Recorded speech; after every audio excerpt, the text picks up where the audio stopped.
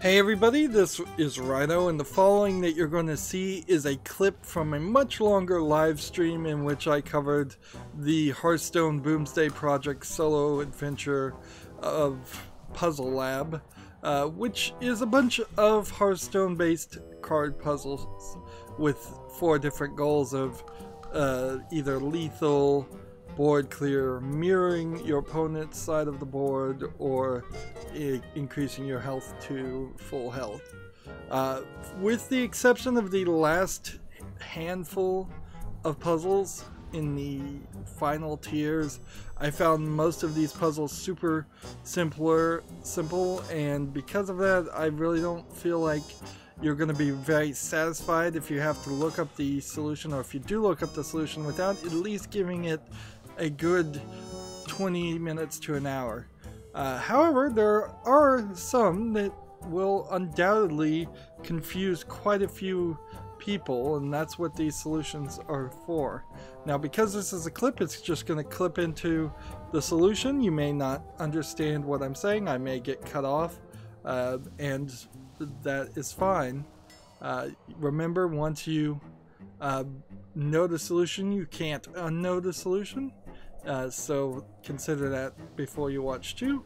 And finally, I would ask that you like this video and subscribe to my channel. And when you subscribe to my channel, make sure you click the notification bell. Thank you. Here's the clip. Something didn't feel quite right. Kill that. With that. Play that.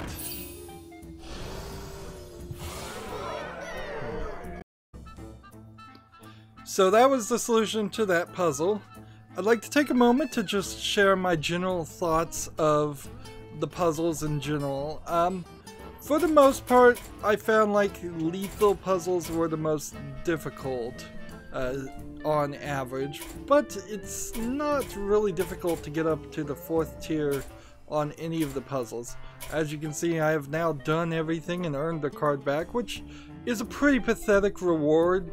But it's probably better to do that than what they did in the Knights of the Frozen Throne expansion, which was where you had to defeat the Lich King with all 9 of the character classes to, I believe, get the Lich King card. I think that's what you got. Maybe you just got a card back for that too. And these puzzles were certainly a lot easier and took less time than that did.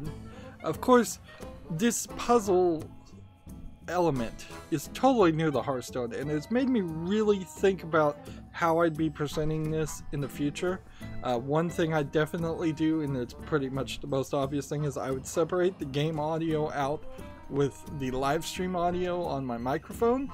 That way I can have long live streams where the audio is available, but I can also have footage where it's just the Hearthstone sound effects and music playing, and then it would make these clips look a lot better and make a lot more sense, because undoubtedly, at least in some of these clips, I'll be halfway through a sentence and people won't hear what I'm saying or understand what I'm saying.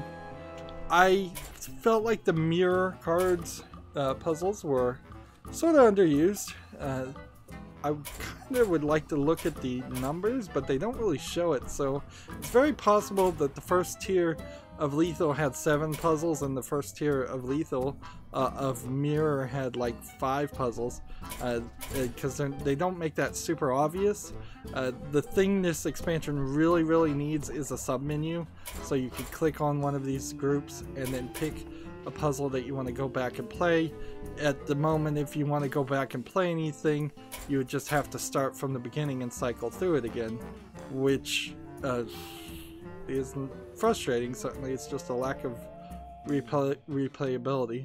There was a super hard 999 damage full Northshire puzzle for the final lethal spell, and then there was a rather hard couple of final tier board clear puzzles that in total I spent probably 15 hours on just those 3 puzzles of 35 hours of streaming. And of course, when I was streaming, I was also in the middle of insomnia, so I wasn't really sleeping that well, and I was streaming while I was half asleep, and that's certainly not a great way to try and do puzzles. But also, it's kind of hard to pre-record that footage when it was brand new. Certainly streaming was the right way to go for my channel. I got lots and lots of subscriptions and views for it.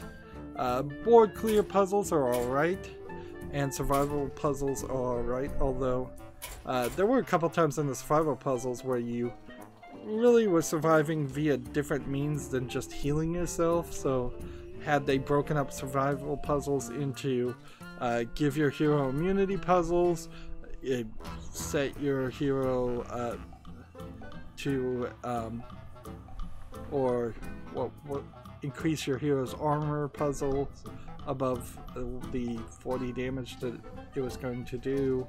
There was, I think, one other way that some of the puzzles had you do other things other than increase your health. There's about 4 or 5 different types of puzzles they're putting under survival, which could have been broken down, and certainly that would have been it. I've seen some thoughts of people asking Activision Blizzard if they were going to let players create their own puzzles. They said that was a great idea, but they have no plans to do it, so take that for what that is. I think that would be a great idea. I think puzzles could replace tavern brawls very easily, or at least they could swap between puzzles and tavern brawls. I kind of hope there isn't a daily quest that shows up where you have to do 5 puzzles to get 50 gold, because that would be annoying, particularly for people who have already finished it. Survival puzzles were fine, and board clear puzzles were a little hard, and mirror puzzles were fine. I think lethal really stood at least a couple steps higher than in difficulty on average than any of the other puzzles. But there's also problems with a lot of the puzzles that were given in this expansion. They just didn't do a good job, in my opinion, of using cards that already existed. There's a bunch of cards from previous Solo Adventures expansions that have never been used in regular gameplay. They didn't bring any of those back. There's a lot of heroes that could have come back from the old Solo Adventures too. There's a bunch of cards that are wild that they really didn't play too much with any of those, and they really didn't play with the cards that are standard either. Instead, they introduced some cards that just don't exist in regular gameplay. So even if you solve a puzzle using a card, if the card doesn't exist, you've not learned anything, and that inherently gets to the problem with this puzzle systems. Unless Hearthstone decides to separate itself and redefine itself as this puzzle card game and ranked collectible card game in equal parts, these puzzles don't feel like playing Hearthstone. They don't feel like playing ranked, they don't feel like playing arena, they don't feel like doing a tavern brawl. Maybe some of the tavern brawls might feel a little bit like that. They also didn't feel like they really taught you too much as far as gameplay mechanics that people might be overlooking. Of course, I'm so far into this game, I've been playing it for so long, maybe it does teach some basic things that I'm just overlooking. But yeah, there's definitely some weirdness on the puzzles that they did make and how they made it. It seems like they just kind of had never thought about this, and this was a last second idea to do this expansion. Which is weird, because this expansion came way too early and has really messed up my schedule and overcommitted me to doing a lot more work, editing out so much of the footage down into just short, often less than a minute clips of the successes, whereas Hearthstone in general is the game that I can rely on to not force me to do any editing or any extra work. Well, that's it, where I'm gonna wrap up with this ideas. If you want to see the entire live streams, there are 7-part videos on my channel. where I live streamed the Boomsday puzzle expansions, but they are very, very rough live streams. I am not going to deny that. There are many times, particularly at the end, where I spend 3 or 4 hours just banging my head against puzzles and don't find the solution, to the point where I actually had to look up the solution for the last 3 myself. These clip videos, I plan to release them every day, and because they're going to cause so much extra work, they're going to eventually, after Halloween, after October, Halloween month, they're going to replace a time slot on my channel. I'm just not going to play a game, or I'll probably play a game, but I'm not going to air that game until later. This entire year has been a year that's been terrible for all YouTubers, and it's sucked a lot of the energy out of the room for YouTubers and creators, me included. One of the major things that did that is them changing and moving the goalpost and kicking me out of the YouTube partner program, so I can't even earn the pennies on ad revenue I used to make. Anyways, that's where I want to wrap up. I end all my episodes the same way.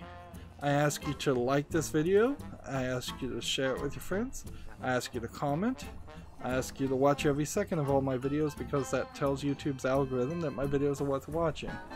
If you want to friend or follow me, which I would like you to do, there are links down below for Twitter, Facebook, Tumblr, Google+, Steam, and Battle.net. Yep, you can friend me on Battle.net so we could potentially play Hearthstone at some point. Also, if you want to support my channel, right now I'm asking people to friend me on Steam and gift me a game that way. Either you pick a game from my wish list or just a game you'd like to see me cover. If I do get a game gifted to me, it's going to be at the highest of priorities to cover. And if you don't want to pick, you can also gift cards through Steam. Or if you happen to have a Steam code through a different third-party site, you can just send that code to me through Twitter direct message. And I think that is it. So thank you for watching. Have a good evening.